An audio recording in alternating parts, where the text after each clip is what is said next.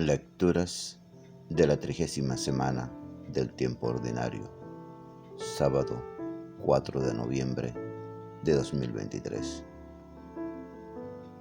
Dios nos llama irrevocablemente. Jesús nos invita a la humildad y sencillez. Catholic Bag. Reflexión y fe.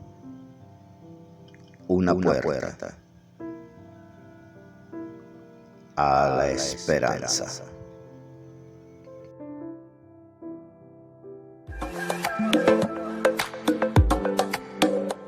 Gracias por suscribirte. Y por favor, comenta el Evangelio. De la carta a los Romanos, capítulo 11. Hermanos, ¿acaso habrá desechado Dios a su pueblo? De ningún modo, que también yo soy israelita, de la descendencia de Abraham, de la tribu de Benjamín. Dios no ha rechazado a su pueblo, al que había elegido de antemano. Digo pues, ¿acaso cometieron delito para caer? De ningún modo. Lo que ocurre es que, por su caída, la salvación ha pasado a los gentiles, para darles celos a ellos. Pero si su caída ha significado una riqueza para el mundo, y su pérdida una riqueza para los gentiles, ¿cuánto más significará su plenitud? Pues no quiero que ignoréis, hermanos, este misterio, para que no os engreáis.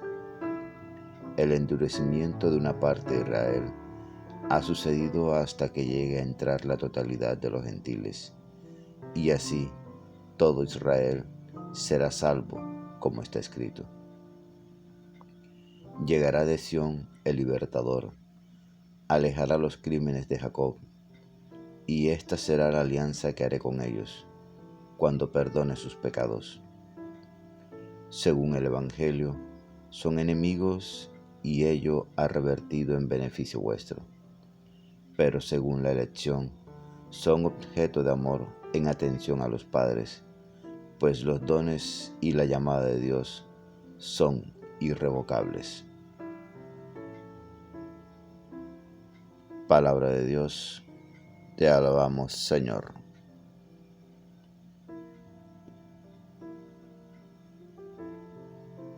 Salmo 93. El Señor no rechaza a su pueblo.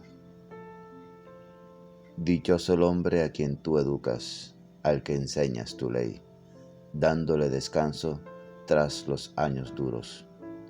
Porque el Señor no rechaza a su pueblo, ni abandona su heredad.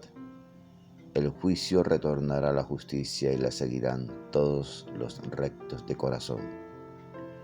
Si el Señor no me hubiera auxiliado, ya estaría yo habitando en el silencio. Cuando pensaba que iba a tropezar, tu misericordia, Señor, me sostenía. El Señor no rechaza a su pueblo.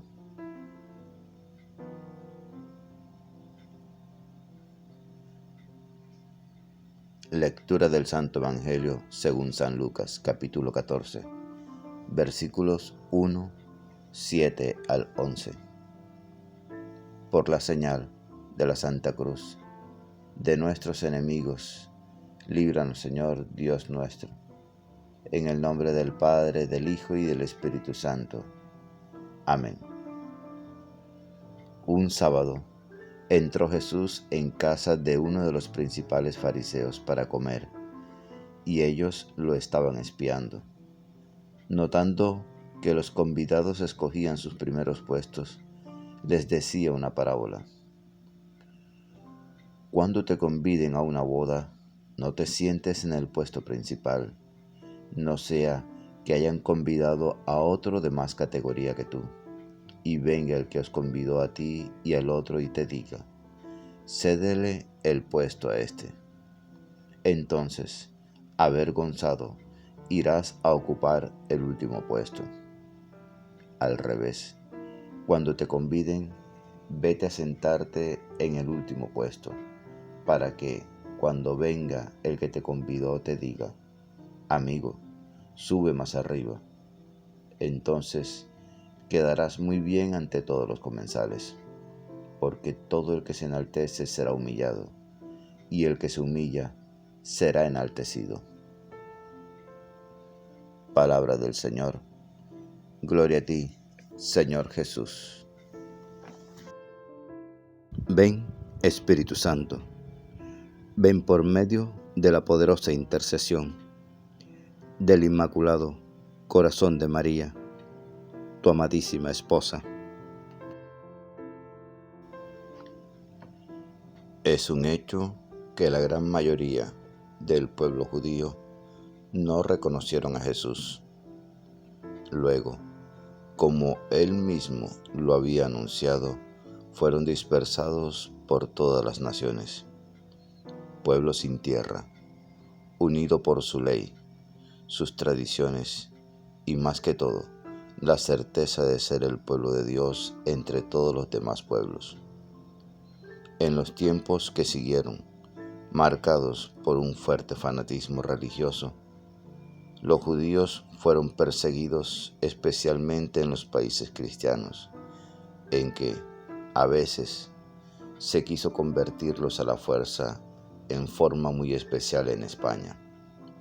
Los cristianos menos fanáticos consideraban que Israel llevaba el castigo del crimen cometido por sus antepasados al condenar a Cristo, y veían en el destino trágico de ese pueblo y al mismo tiempo en su supervivencia un signo de la providencia.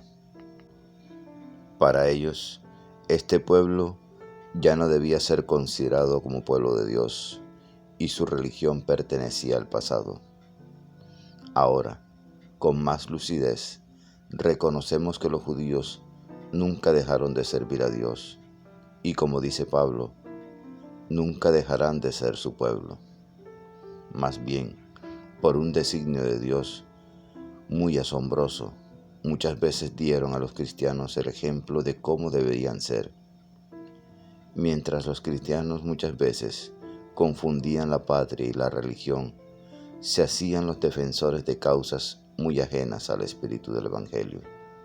Los judíos, sin tierra ni armas, se mantenían unidos por la fe, y a pesar de las persecuciones, esperaban una salvación.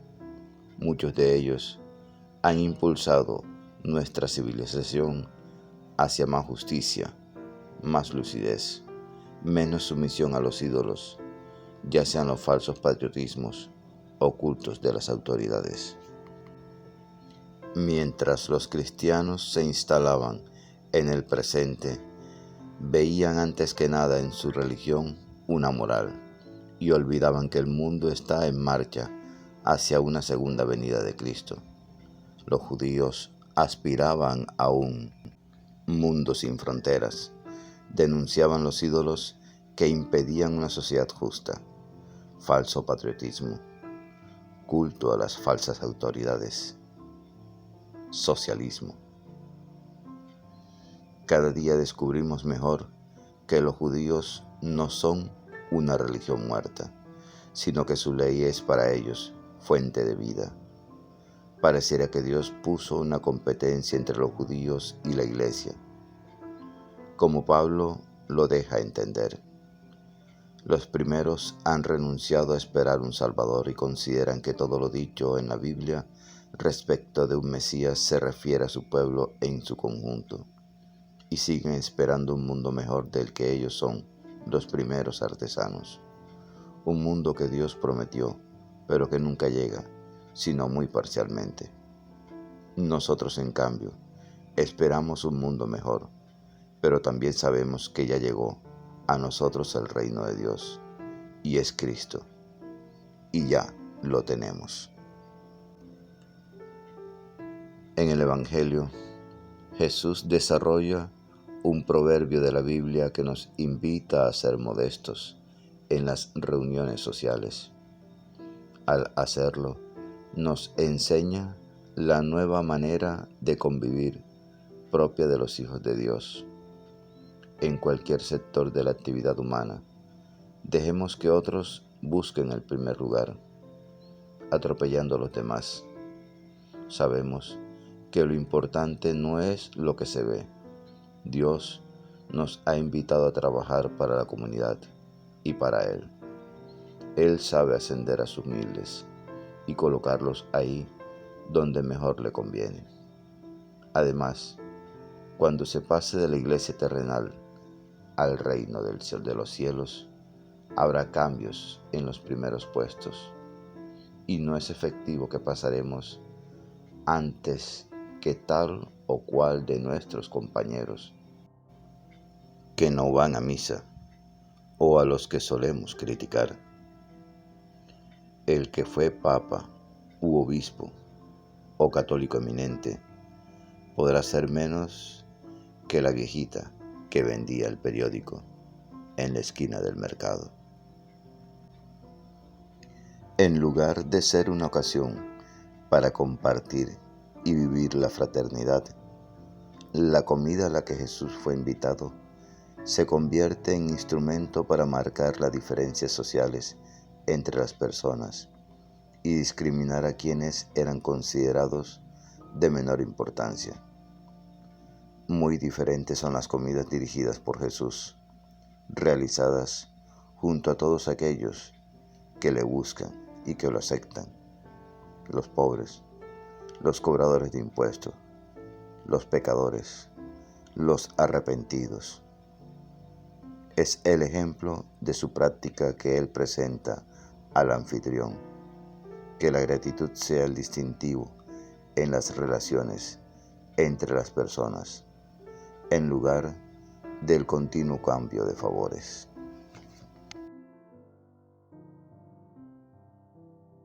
Amado Jesús, renuévame por dentro. Dame el valor de comenzar cada día con fe en tu palabra y en tu providencia. Dame una conversión profunda y radical a los valores del Evangelio. Haz, Señor, que asumiendo esta nueva vida que tu gracia me concede, pueda juzgar todas las cosas a la luz de tu palabra. Amén. La lectura diaria del Evangelio es un encuentro con Jesús. La Sagrada Biblia no es un libro que hable de Dios, es un libro donde Dios nos habla a cada uno de nosotros. Atrevámonos a entrar en esa conversación. Dios les bendiga grandemente y el Espíritu Santo les ilumine en todo momento y en todo lugar. Amén, amén y amén.